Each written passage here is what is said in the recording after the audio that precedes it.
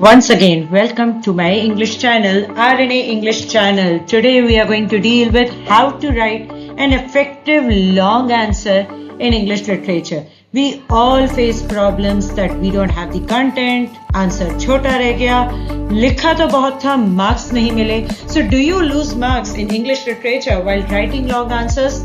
Want to know the secret of scoring full marks in a long answer question? 8 marker ho, 6 marker ho. Do you really want to score full marks? Let's learn the exact method to write powerful literature answers with proper structures, examples, analysis, and smart phrases. So, let's begin. The very first thing that we all need to understand is that CBSE or any examiner, they really don't want you to simply retell the story. They don't want you to summarize the story. What they are doing is, they are looking whether you have understood the text, whether you can use the text as an example, whether you have that analytical thinking and presentation skills in the answer. So your answer should explain what happened, why it happened, and what it reveals about the character theme. So that is called analysis, and analysis will definitely help you in scoring good marks. Now comes the most important part, structure. How to actually organize your answer. For an effective long answer, it should be written at least in 3 paragraphs. So we need to organize it in that particular manner only. Next is how to start writing your answer. First of all, you need to have an introductory paragraph. Now introduce the main idea. Write the general statement related to the topic. Mention the chapter or the character, whatever is required as per the question.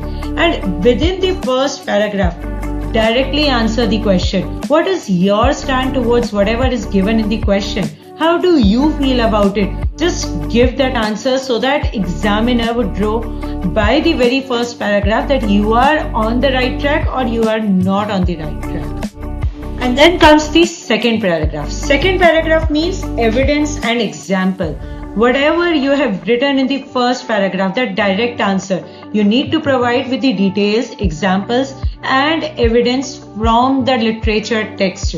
The text that is there in your course books. From there you have to provide the evidence. Whether it has been asked in the question or not, you have to provide the main incidents related to the question. Give examples from the text. Support your answer with evidence. So you can use the phrases like, for instance, this is evident when, a clear example can be seen when, use कीजिए phrases को, and clearly state what the text is actually referring to you or offering to you.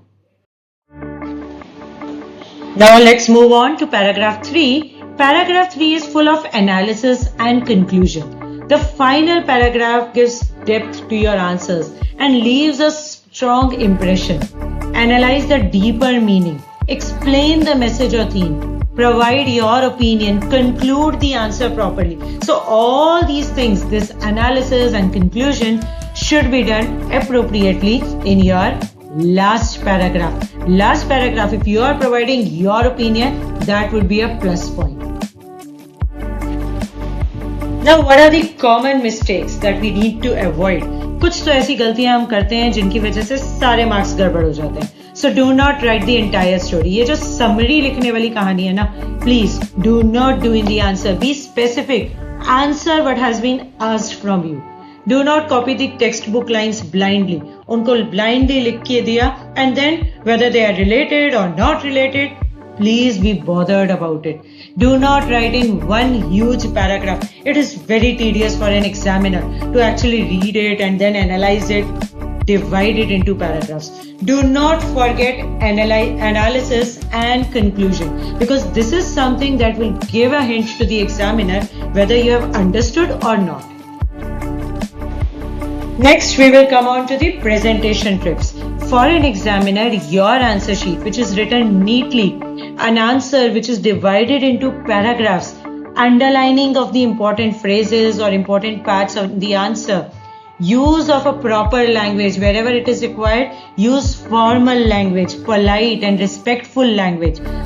This is your impression to the examiner. When you are using all these tips, a good presentation will actually lead you to the good marks. Keep your answer relevant to the question. Do not keep on adding extra details just to actually make your answer look longer. Never ever do that.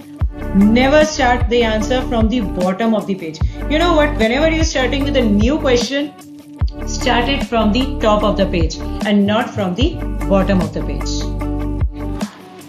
Then comes the easy memory trick. Like in all my videos, I always give easy memory tricks. So please like, subscribe and comment if you like them.